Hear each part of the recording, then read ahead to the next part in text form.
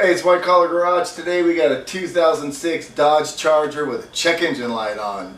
So we're gonna pull the codes and use the scan tool and see what's going on. So let's get started. So the data link connector is pretty much in the middle of the dash, right by the brake pedal right here. So we're gonna hook up our code reader and scan tool. And there's little indentation on this, and there's a tapered side right here and here, and then there's a little indentation on it. And we want to line up our scan tool with that indentation so we get it on there correctly. As soon as you hook up the code reader or scan tool, it should power up, and this one powered up automatically. And you see up on the left hand corner it has all the little green windows, and it says MIS, fuel, CC, CAT, EVAP, O2.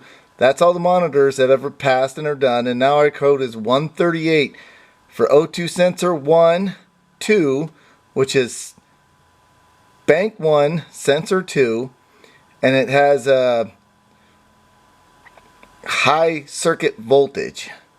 So we looked on the scan tool, and it's fixed high, it never changes. So this O2 sensor is bad, so we're going to go ahead and replace it.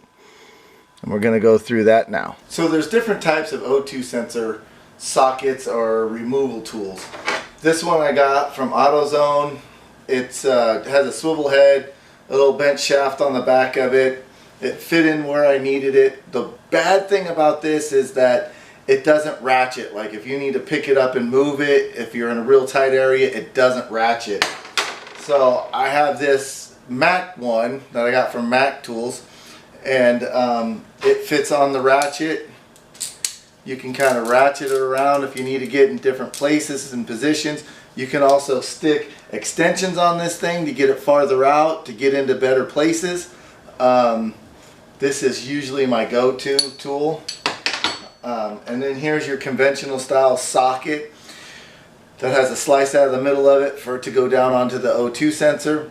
This is a 1/2 inch drive one, which I don't use because 1/2 inch drive it's big and bulky, and then if you have to get an adapter on it from 3/8 to 1/2 inch, it does work. I just very rarely end up using this tool. I wish I had it in 3/8. I might use it a little bit more, but it's a little long, and most things are really compact these days, so these don't fit in a lot of places.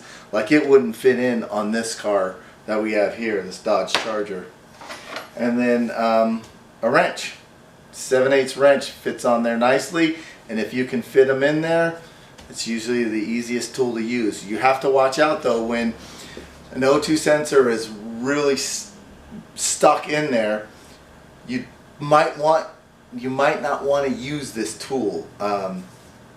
It might strip it, so that's where you're going to want to use one of these flare type sockets on it, so you don't strip the head of the O2 sensor. And that, if you strip the head of it, that could be really bad. So now we're going to change the O2 sensor, so we'll go do that. Okay, so we cut the car off the ground. And this is bank 1. It's on the driver's side for all Hemis. It says that bank 1 is on the driver's side. And this is O2 sensor number 2. Whenever they register an O2 sensor as number 2, it's going to be the one post catalytic converter. So after the catalytic converter. So you just reach up your hands right here, and there's a little push tab. You just push it in and pull it down. These come off really, really easy. Like I showed you before, they have several different kinds of O2 sensor sockets. So we're just going to use a 7/8 wrench because it's right here and it's real easy.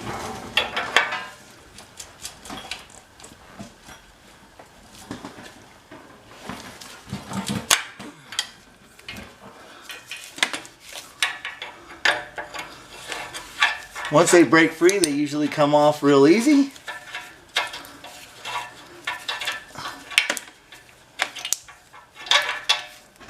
Here's the new O2 sensor, and something that you want to make sure is that it has anti-seize around on the threads, because this exhaust gets hot, and if there's no anti-seize on there, then these could practically weld themselves together, and then you won't get them off. If you're ever reusing an O2 sensor, so you got to pull it out and do some kind of exhaust work or something and put the same one back in, make sure you put anti-seize around on the threads.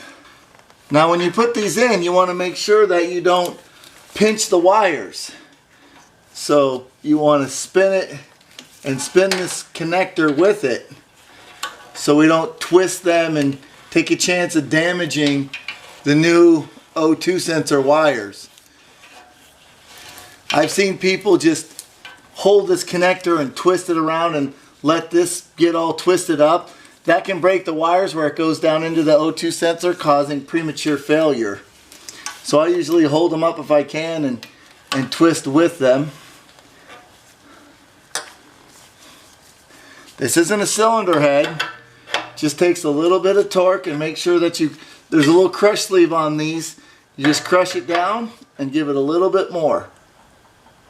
And we'll reach up and plug it in to the existing connector.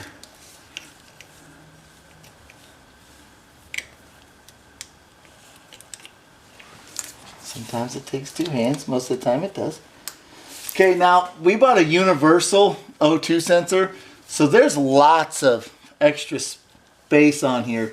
So we're just going to give it a little fold over and zip tie this thing in place.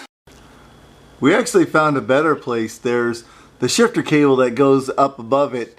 So I ended up zip tying it up to the shifter cable, and that keeps it away from the exhaust, and that should work pretty nice. So we've replaced the O2 sensor, and now our check engine light's on over on the left hand side with the key on, engine off, and we're going to start it up and see if the light goes out. Light goes out, we cleared the issue, so there's no need to erase the codes or anything. We'll leave that one in data just in case if they need to get this thing smogged. All the EVAP monitors are passed and this thing's ready to go.